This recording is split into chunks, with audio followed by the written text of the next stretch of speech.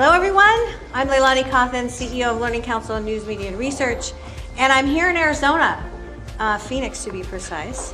Our host has been Superintendent from Osborne School District number 8, Dr. Michael Robert, who's sitting in the audience and hopefully will heckle a little bit. And also our other speaker, Chris Knudsen, Superintendent from Florence Unified School District, is in the audience. We're gonna let you guys ask some questions later. But I have with me Dr. Leslie Standerfer, who is the Assistant Superintendent of Academics from Buckeye Union High School District. Welcome. Thank you. Yeah, longtime friend of mine.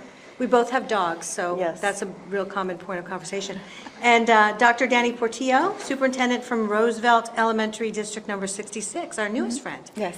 Yes, Yes. good. Well, good to have you. Well, we're going to talk about models, workflow, and change management. So we're in a period of really big change right now. And I think what I want to do is talk about change first with the two of you, talk about what's happening for you, and then we'll talk about models and workflow a little bit more. Is that okay? Okay. All right. Okay. So, Leslie, why don't you lead the way? Change. What's happening? I would say since the pandemic, obviously we had that period where schools closed and we had to switch to online learning, which was, we were a one-to-one district. So getting devices in kids' hands wasn't an issue, although we have lots of students in rural areas that getting internet access out to them with hotspots and stuff was an issue. But we saw teachers who were already using technology effectively, like one of them that's in the room, just flourish in that environment. We saw other teachers who, even though students had devices in their hands, had tried to ignore them, have to finally use them. And as we've come back, I think what we're seeing is that some of that tech use that took place because it had to has benefited, and teachers are using technology to the fullest, but you also have that pushback because some of the things we did, like having teachers teach on camera and teach live, is not best for the live instruction. And now that we're back to live instruction, I think you have that push of people saying, well, why can't you still film the class and those kinds of things. Where we had students, though, go fully online, we're seeing most of them come back. We're a high school district of close to 5,500. We only have 190 students staying fully online at this point. Okay. And we have the capability for them to do so, but I think what kids missed was the sense of community and the socialization, and I think they miss the human touch with their teachers. We now have kids who maybe as freshmen were online and they have that same teacher again as a junior or senior, and they're finally getting to build a relationship with that teacher because they didn't feel like they did online. Makes sense. Makes sense. And we did talk about that a bit today before you got here. You know, how do we balance human and tech? And it's sort of a rocky road. Yes. So why don't you go ahead and talk to me about your change and what's happening there? So in Roosevelt, we also were a one-to-one district, and I wanted to touch upon what you said about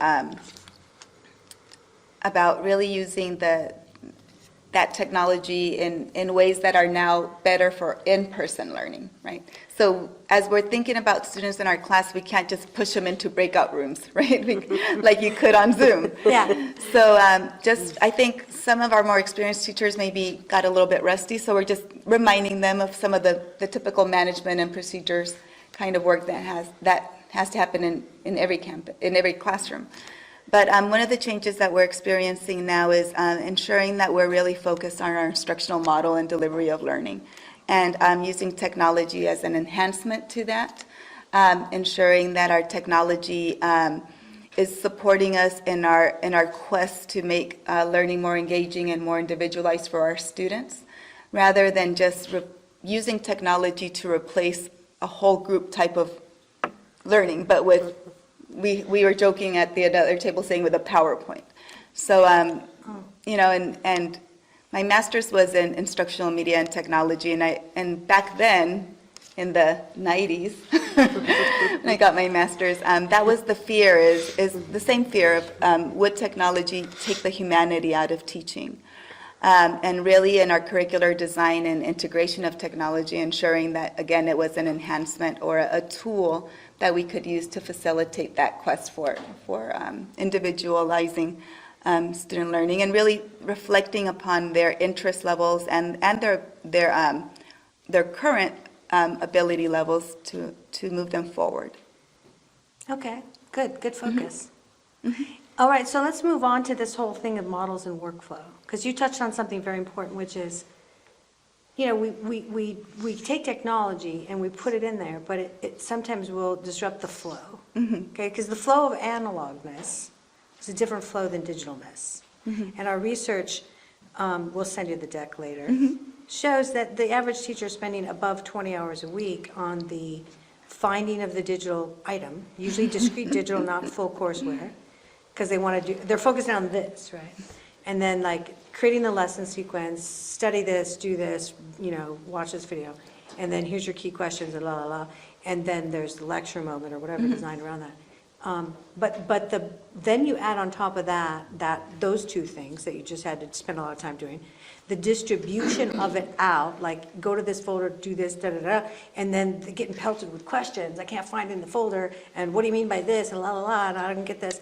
And that traffic pattern is an enormous workload.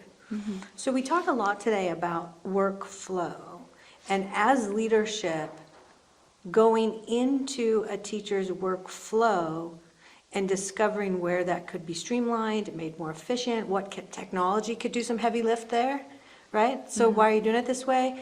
You're using all discrete digital learning objects. Maybe some of the coursework would have been better for you on this. How are you rolling, in other words? Not because I'm trying to push technology, but because I'm trying to save you as a human, okay?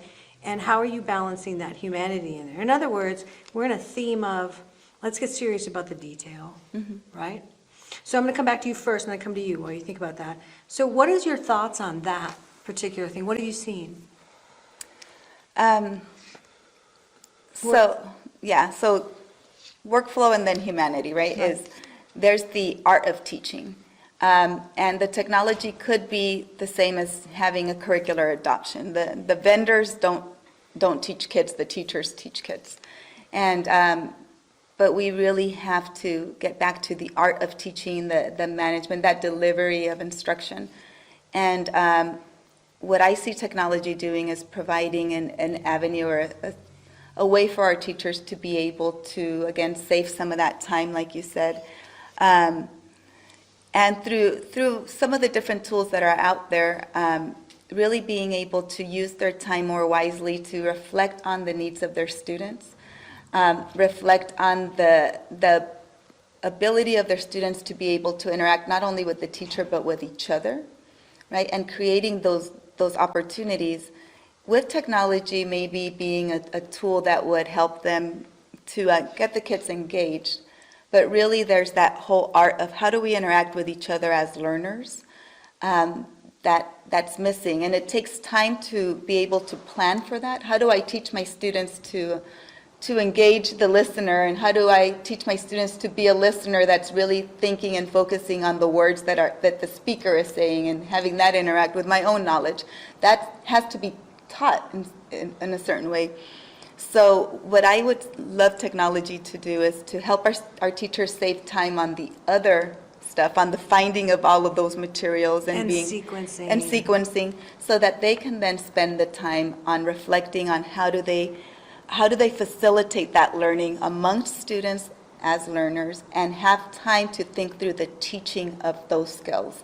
And again, what I'm going to differentiate for my students, not getting the stuff to differentiate for my students. And hopefully that would help them to save time and also to have a greater joy of the time that they are spending preparing for their lessons, so that higher rigorous level of thinking, of dialoguing then with their colleagues to enhance their teaching, that would also give them more of a joy and more of a fulfillment in the time that they're spending prepping, instead of just searching through the web trying to find stuff or trying to learn the next app. Yeah, that's that takes away from the humanity, right when social emotional is the biggest need. So it's so interesting. Okay, good. So your response to the same thing, like the workflow of everything. I think when you look at some of the learning matrix stuff that we've talked about today. In this special report, Yes, is what in the you're special saying? report, I am Yes. saying, I don't think any of our, at least public schools, are at the point where, and there's a number of reasons, both mindset change, legislative changes that need to happen to truly get to implement that to a full extent. But I think as we've implemented technology in the classroom, I think a lot of it and that time piece comes down to the individual teacher and how, again, tech savvy and trained they are. Yeah. Because I think I think my most tech savvy teachers, the fact that some of the silly grading that we used to do, like multiple choice and things, the computer can grade for them now. Yeah. The computer, depending on what format students take a test, the computer can dump an assessment grade over, and they don't have to spend time in data entry. But there's also all of that putting lessons together. But your most tech savvy teachers, and we had a incident one year where teachers had saved things in like OneNote, and they were not informed the correct place to save them.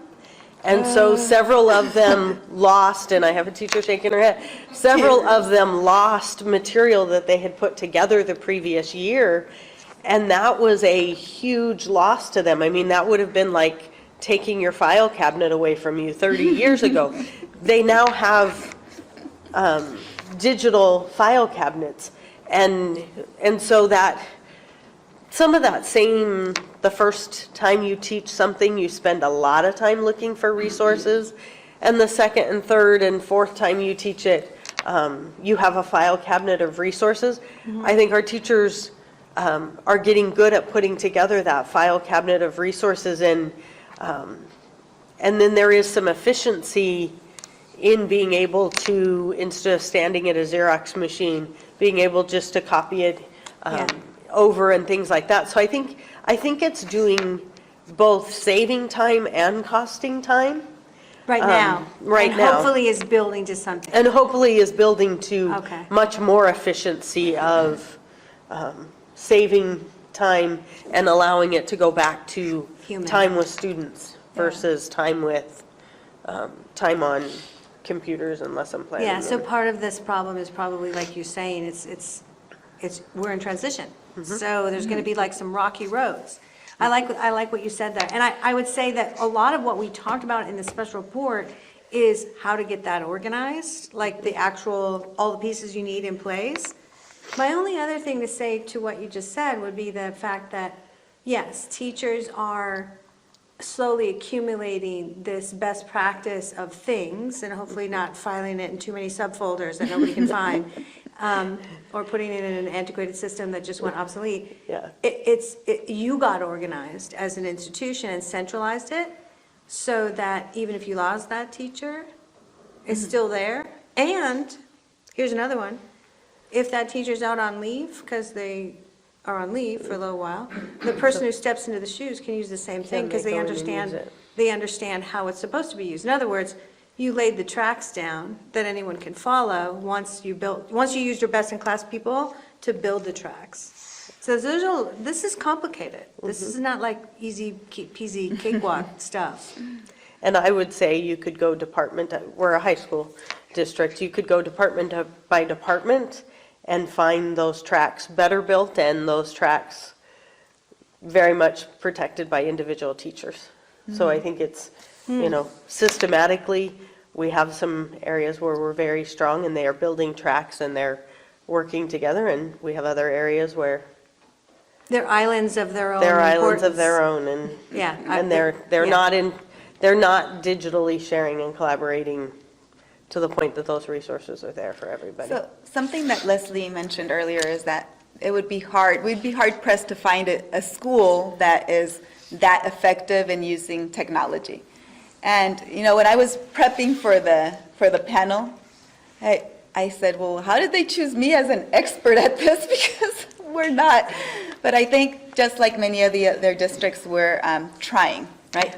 We're being thoughtful and purposeful in creating a path and a plan to get to a vision, setting a vision and seeing how all the different, in an organization like a district, how all the different departments and employees would then put their piece of the pie into making it easier for teachers, right? Yeah. Because our number one is our kids, and we want to be able to enhance and provide these great opportunities for children to learn and to learn with each other and to become leaders.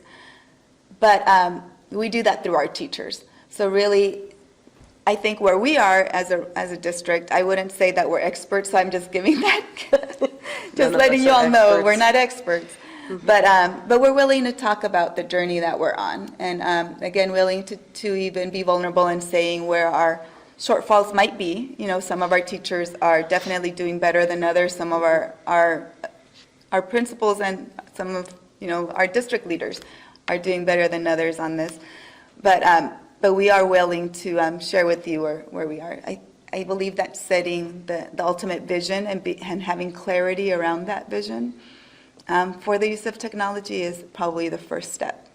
Yeah, absolutely. And we are in transition, so you're not going to be perfect. I don't think anyone is.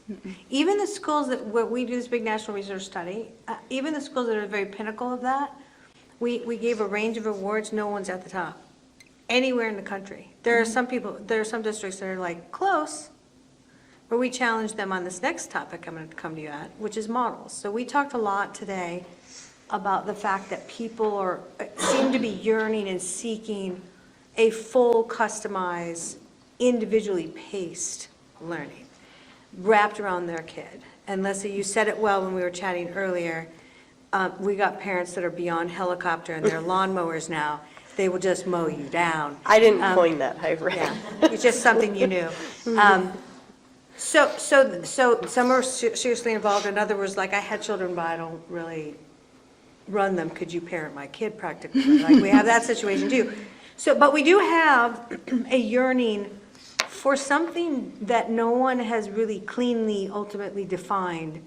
And we're going somewhere with technology and algorithms, with time and space use that is not the block schedule, and it wants to break up whole group.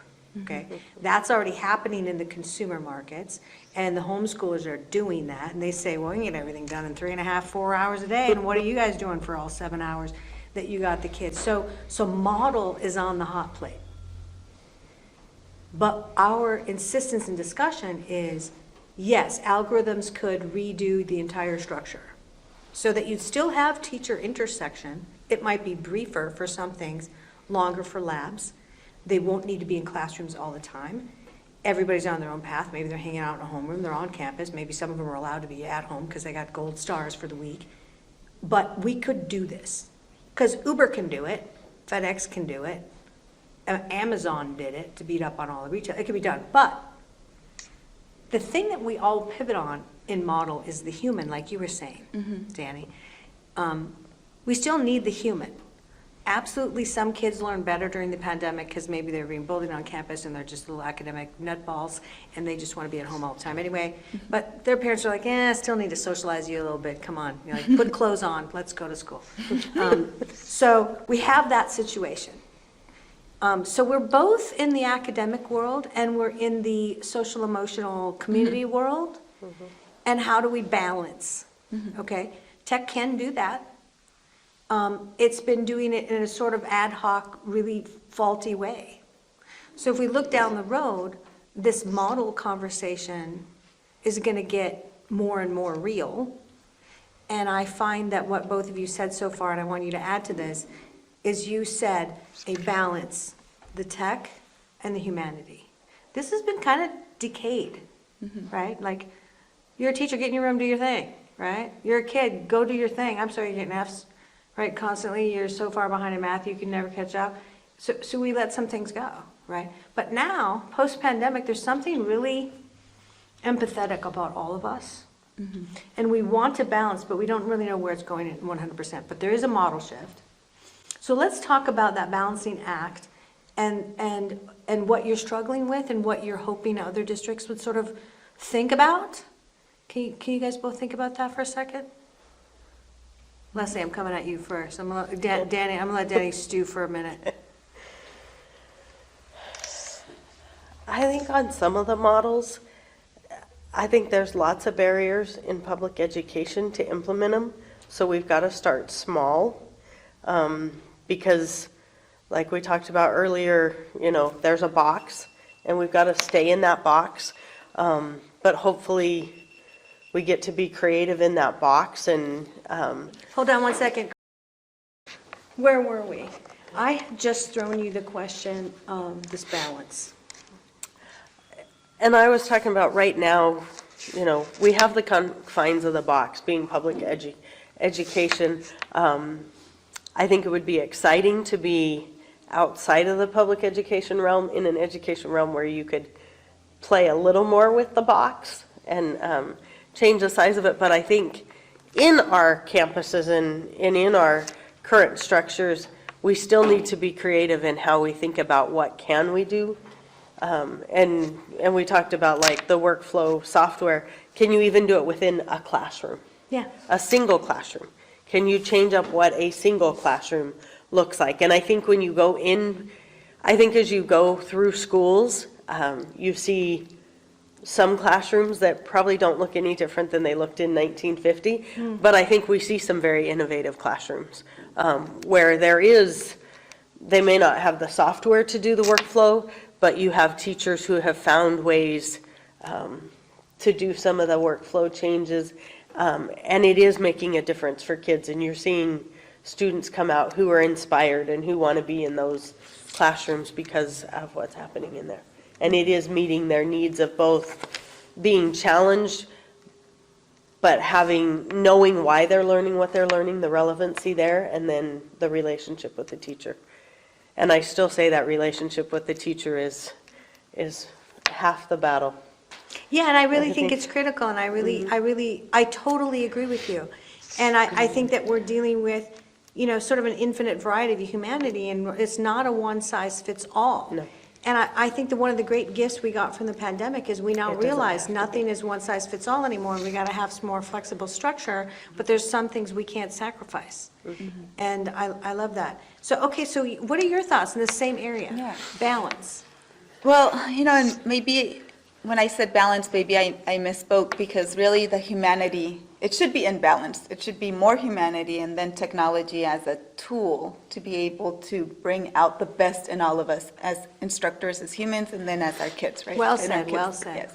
But when I think about striking some type of a not humanity and technology, I think about equity and how we do have some helicopter parents who require, insist upon everything being individualized around their child, right? And it doesn't matter at the cost of any other people's children, because that's their kid is what they're thinking about right now. And when we serve in the communities that we choose to serve, that we shouldn't be only limited, I guess, by, how do I say this? We think about those structures that we have to work within, right? And those are critical and important. We want to stay in operation, right? And then we also think about those parents who are very forceful in what they demand for their students. And obviously we want to stay in operation, so we want to have high enrollment. So we have to think about that as well. But when we think about equity, it really is a responsibility and an honor that we choose to carry to provide what's best for all of our students, even if they don't happen to have a helicopter parent, right? Even if their parent hasn't had the experiences themselves to know all the possibilities that are open for their child. Not that parents don't want the best for their child, but often if you haven't experienced that, you might not know what's beyond your level of experience that's out there for your own child. And I think that when we think about schools, it's more than just delivering the standards. We absolutely need to do that, and a curriculum person to be thinking about we're more than just delivering the standards. What I mean by that is, yes, we need to do that, and I know the standards are very important. But beyond that, we're here to really bring social justice and create leaders that hopefully will stay within their communities and make their communities even better, right? And that can't be done through a computer. That has to be done through the humans. So I just think that as we're creating systems and vision for technology, that we have to be very thoughtful of that and continue to think of this great tool that we have access to that can help us in creating that equity, right? The tool itself will not create equity. It's us and how we utilize it that will create equity. And if we're not thinking of that as our primary focus in the beginning, then whatever tool we use isn't going to result in that. That's where I wanted to go back to, is that really being clear on your vision is the first thing. Another piece that I wanted to add to that is helping our students see beyond also their immediate surroundings. Sometimes within their surroundings, they need to see the beauty that's here nearby them, but also having the empathy to see what's going on outside of our city, of our state, and even of our country. And this tool helps us to be able to navigate to those worlds without the expense or time of having to physically go there. So beyond just teaching the standards, which could easily be done with an online system, it's the social justice piece, and then also all of the belonging and the connection that our students need to other humans. And we also have the opportunity to provide some of the social services that a computer can't, right? So for many of our students, we provide food, we provide clothing, we provide so many other connections that their family needs to survive. And schools they provide all kinds of services within our community. We saw that particularly in the pandemic. Yes. Schools were driving food out. Yeah. Still we do that. I would like to see how technology can support us in those areas as well. So how do we start collaborating with other social service agencies within and outside of our immediate circle, so that they can also help us streamline those type of delivery of services to kids, for kids. Building a little bit on what you say on equity, though, one of the pieces that I think we have to be, as public educators, very cognizant of during all of this is that equity piece. And as we have more choice and flexibility, the reality is the parents who are going to exercise that choice and fight for that flexibility are the parents who have the means to do so. And the parents who are working 2 or 3 jobs, they're just sending their kid to school and trusting that we're taking care of them because they maybe don't have the experiences themselves. They don't have the luxury of time and the economics. You know, when you put up the slide earlier today about the amount of money that parents spend on technology for their kids, I'm sure there's great discrepancy if we go by Yes. zip code on how much is being spent and stuff. And so I'm still a strong believer that public education has to be that one that fights for that equity and that choice and opportunity for every kid. And we have to make sure that we don't leave kids behind because they don't have the parent or the economic means or just the knowledge and experience on their own to get that. Yeah, or they won't push for it. Yeah, so I would just want to comment on that. For the research shows that the attrition to alternatives, whether it's homeschooling, charters, privates, whatever, off-grid kids, using all consumer model software, spending like no tomorrow. The parents that are that level of like, they're working 2 or 3 jobs, both of them, or if there is 2 parents in the home, they don't come and fight you, but they are the ones that will opt out like this. Because during the pandemic, they know there's alternatives. So if they got grandma to oversee the kids and they can sort of run the curriculum grid in their off hours on Saturday, they'll do it. They won't come and fight with you because they're a little afraid of institutions sometimes. So they won't come fight, they'll just be gone. And it's a surprising number of kids. So yeah, you got to do the whole wraparound, this whole thing. But we're in a moment, right? We just are in a moment of a triangulation of forces that is really driving forward a shift. And the people are riding this bucking bronco, or you guys as administrators, like, oh, this isn't like it was for my granddaddy administrator at all, right? He had it easy back in my day. They had to walk 2 miles uphill in snow, but now I got to ride the aftermath of the pandemic. Okay, so let's have questions from the audience. What's what? What do you guys want to ask these two powerful administrators? Don't say experts. You guys, Practitioners. Yeah, she told me not to call her an expert, so I'm not gonna.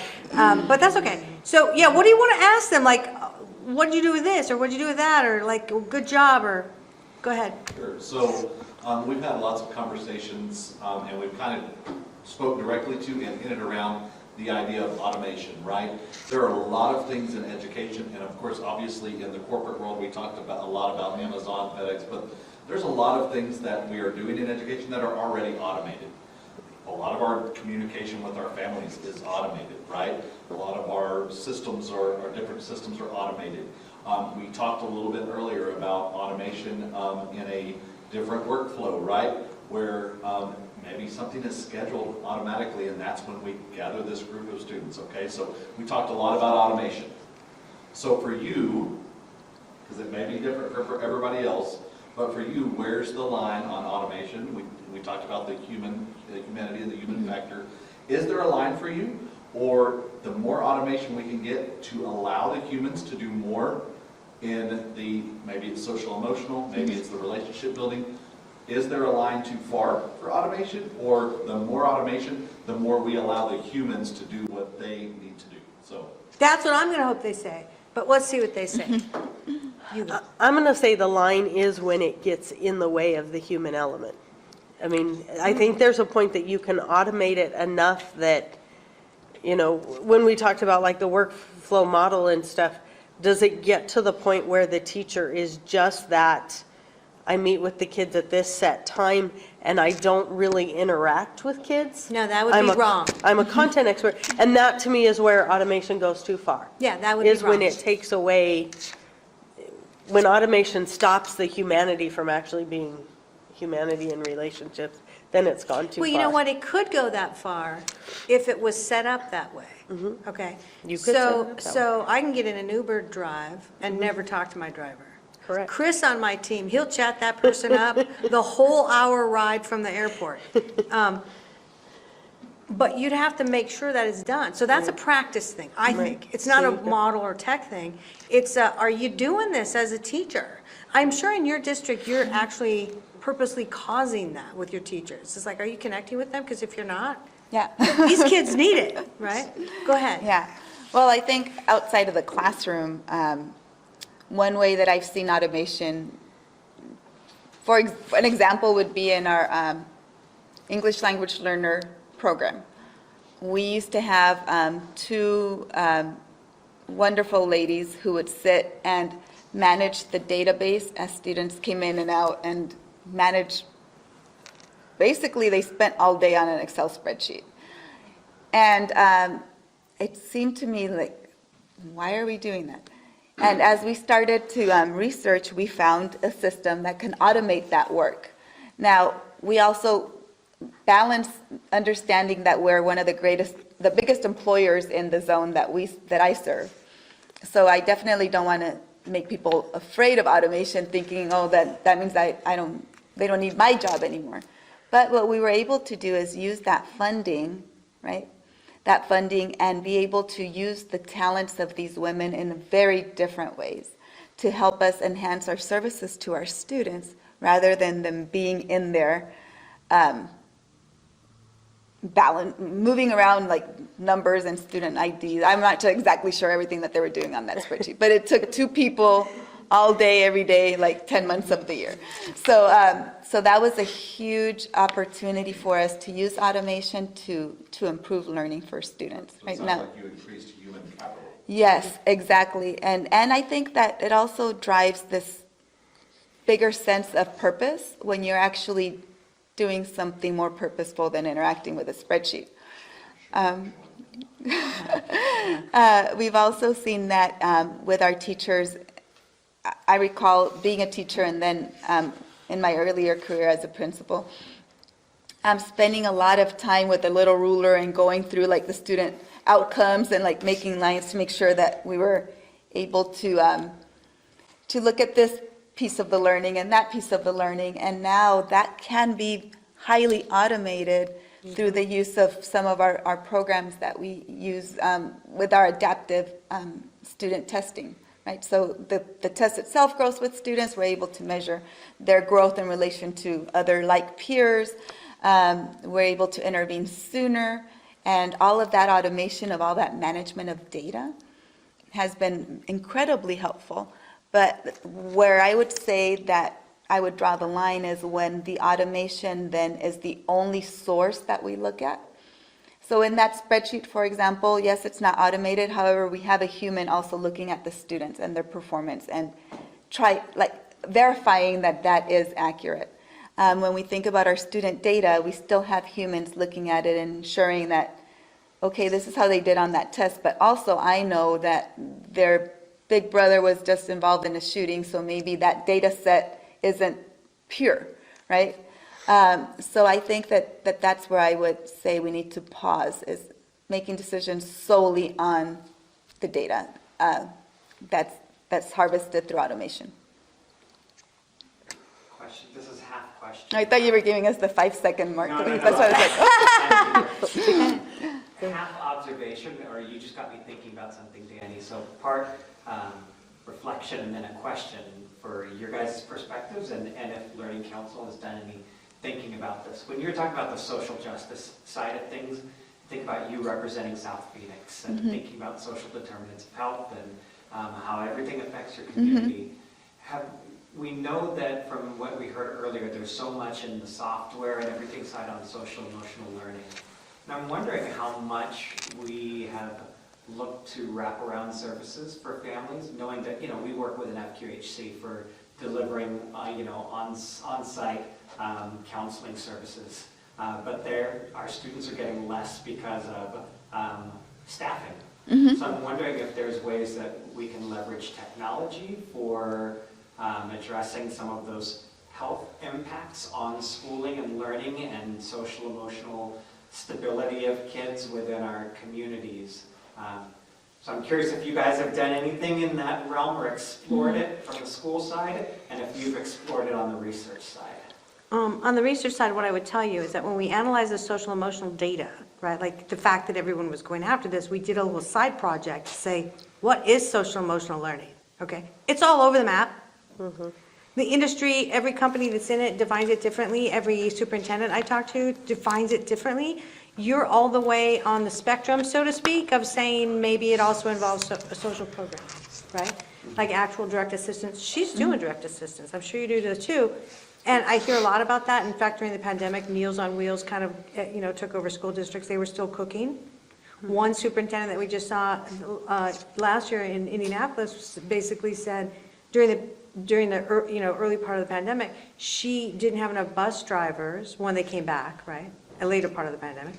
And she had to take some of her staff, put them in buses, which meant she didn't have enough food service people. So everybody got cold lunches, and then that had an effect. Because nobody ever got a warm lunch. It's a cold place, Indianapolis, okay?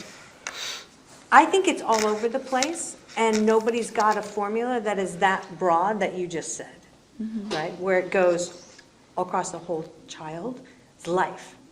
But I do believe we're going in that direction. And it's like we talked about earlier, alpha generation. Your family and home, you are part of the social program of life. It's an argument in the public as to how deep that well goes and whether or not it should be political. Okay, so that's going to continue. This is just a prediction. That will continue. There will be fights because we're in a period of transition. It's how you define it. That's my answer. You go. I think one of the things we saw in the pandemic was how many kids depended on the school for their social emotional health. We had kids who flourished in the pandemic, that their families did great things and life was wonderful. We also had kids that needed a lot more than our bus drivers taking a meal out to their neighborhood, and they weren't getting it because they depend on us. And when you look at that description of the alpha generation and how they're more family oriented, if they don't have a good family life, and that can be under any economic level, if they don't have a good family life, that's where the school and their teachers and stuff and the community they're a part of at school comes into that. You are that. You are that. You are that family that they crave family orientation, and the school provides that. And when, and I, years ago, when I was a assistant principal at a middle school, there was one particular young man that started a rumor that I was his mother. And I started having kids coming up to me going, "Are you his mother?" But he was a kid who didn't have a mother at home. And I was the female figure in his life. And I took that role. And we actually, on a discipline side, had to flip our model. And instead of him getting sent to me when he got in trouble, he got sent to me if he behaved for the day. And so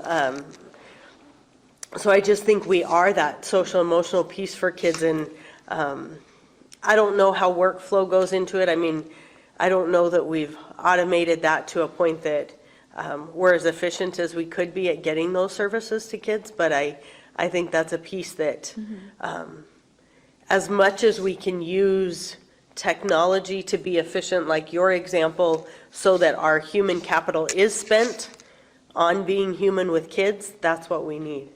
Yeah, and I agree with you, and I think what you just said was really powerful, because I have talked to teachers. Like last year, we did a big thing in the middle of ISTE where we did this game board showing the workflow model. You've done it before. One of the teachers there took me aside and he goes, "You know, I don't have to worry about any of this stuff. All I have to do is teach." He was one of the old schoolers, right? He was like, "I don't care about all that stuff going on with these kids. I got to get them to learn math." So there's still that in some of the teachers, and I think it's a leadership issue. Yeah. Danny, what are your thoughts? Well, I have a thought on that, and then in response to Michael's question, something that we have already begun is the telehealth. So as additional supports telehealth, I know that we were bombarded by vendors offering that, and there's different levels of sophistication, like any market that's opening up. We ended up going with a program or a company that has had experience in other states and has done well. So we were very careful in that selection. And now they have also a mental health component that we're getting ready to roll out. Because we run, in Roosevelt, we run fairly small schools, community schools. Each one of them has a social worker. We also have 5 counselors throughout the district, and we have a clinical counselor, clinical psychologist at the district level, and it's not enough. It's not enough maybe before with all the trauma that many of our students and adults have experienced, and now with the pandemic, it's not. So we have sought out support through partner agencies. They're running into the same problem, so we have MOUs with them, we have agreements, paid and also not paid agreements. But they don't have enough staff to be able to fill all these vacant positions. So the telehealth option and mental health option is maybe the next best thing. It's just really critical to choose the right one, because again, it's an open market. People are seeing it as a way to make money, and we have to be very careful with that. I like the story that Leslie told you. I appreciate everything you said, because I'm sure that was helpful for you. Right, Michael? I don't know why you couldn't, if you were dubbed a mom, which you're a great mom, why can't the parent association step in? Because you got a lot of moms maybe that do have time that could be assigned to also take over kids whose moms don't have time. I mean, you got to be careful of that. But, you know, there's like a mom mentoring that could be distributed to the community. Yeah. I've seen that type of program structure with grandparents, and I've seen it also with fathers. In South Phoenix, there's a couple of organizations that do a great job with being a father figure. I don't know if I just haven't come across it, I haven't seen it with moms, but I have seen that type of structure. I would caution that there are organizations who, that is their role, and they really put a lot of thought into all of the stuff that could go wrong with that. Yeah, criminal And- background checks have to be done, there's things, yeah. Yeah, and so partnering with agencies who focus on that would be helpful Yeah. so that we can continue to focus on our other primary mission, which is, educating Yeah, but children. partnering in an active way, like get them on campus, Exactly. get them doing things, get Yeah. them doing like enrollment drive and, Yeah. yeah. And you commented on teachers, and some teachers do think my job is only to teach. I think also that we have to remember that teachers are not mental health specialists. So their role is to teach, and in teaching comes the social emotional component and connection, right? And we also have to be very careful to not put that responsibility on them. They're not mental health providers. We would hate to see something happen to a student because they didn't receive the appropriate professional support that they need. So it's important to know that what our teachers' limitations are, and also teachers to know what their limitations are, so that they know that there's other people together wrapping around these children, and that's their area of study. They wouldn't try to teach the child to read, and you can support and counsel as another caring adult, but you're not a licensed counselor or mental health So provider. you shouldn't be doing that, you're not allowed to tell them they're this, blah, blah. Yeah, but it's a connection and support and SEL that is part of teaching. Yeah, and we also don't want to have them think they have to become so involved that they get wrapped around and then someone loses their life as a child, they commit suicide or something, and then the teacher just goes into an absolute meltdown because it was their responsibility. We also don't want that. But I would just say this, I heard a story last night, I won't want to say who, but whose child did end up doing that. And they had a teacher who, after this child came back into the system, treated them like you're way behind and basically a non-caringness. And I immediately said I would have punched that teacher and, because like, come on. Yeah, your job is math, but your job is not to be a jerk. Yeah, well, their job is Okay. students. Their job is teaching. Yeah. And teaching involves caring, and the content that they are assigned to teach is math, right? And that's the big difference, so. I love that you said caring. Let's say caring together, caring. Caring. Yes, I love it. Okay, so, thank you. Any other comments? Good? We're good? Yeah. I think we're at time, but anything else? No, just thank you for having us. And again, we're not experts. Looking at the camera here too, we're definitely not experts. We're just practitioners. We're just in the same boat that you are, and trying to do the best for our staff and for our children. And technology is a great tool that can assist us in that. But it's really us as the leaders that have to come together to make that happen for all the kids in all the districts. Yes. All right, round of applause. Thank you, guys. Thank you very